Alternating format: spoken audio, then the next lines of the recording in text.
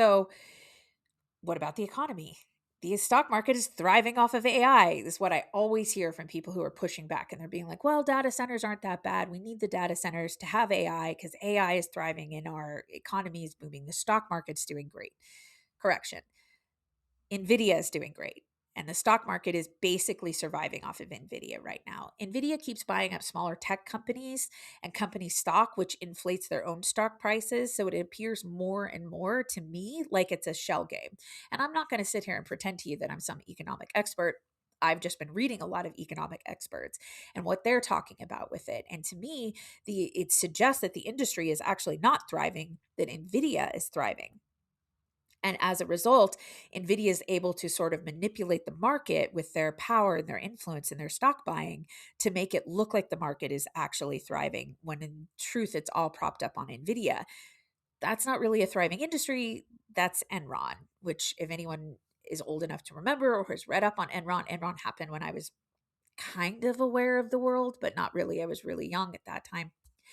Um, Enron basically propped itself up on all these stock market prices and inflated its stock value and kept talking about how it was this great power company and everything was going wonderful and everything was amazing. And then it was found out what it was doing and it bottomed out and it tanked and it led to some pretty significant stock instability, as well as a lot of people losing a lot of money, because when we have large companies like this in the S&P 500, 401ks from other companies invest in them. They're basically required to, and that means that your 401k is propped up on a fragile stock. NVIDIA has more than $75 billion of its $81 billion in profits from data centers. That means NVIDIA is actually not making the bulk of their money and their valuation off of the product they're offering. They're making it off of the building of the stuff to offer the product, which is kind of a shaky game to play. It's sort of how railroads kind of did it. And if you know anything about history, when the railroad industry kind of bottomed out and tanked out, it was similar. The value of the railroad was based on the building of the railroads, not necessarily on the use of the railroad. And then, of course, we got better forms of transportation and railroads completely bottomed out.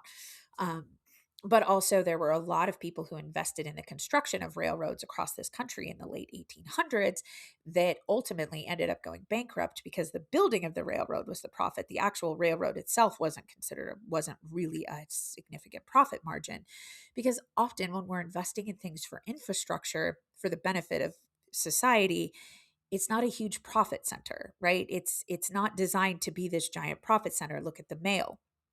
USPS loses money every year, is what they tell us, except that it's not really a for profit business. It's an infrastructure, it's a benefit offered to society. It's a form of way for people to communicate across great swaths that is for the benefit of people. It's not necessarily for profit. And most things from the government should not be for profit. They should be for benefit. NASA should not be a for profit enterprise, because benefiting and exploring space and being the first into space, etc., was not a for profit scheme. It was simply the thing that we were doing to better humanity.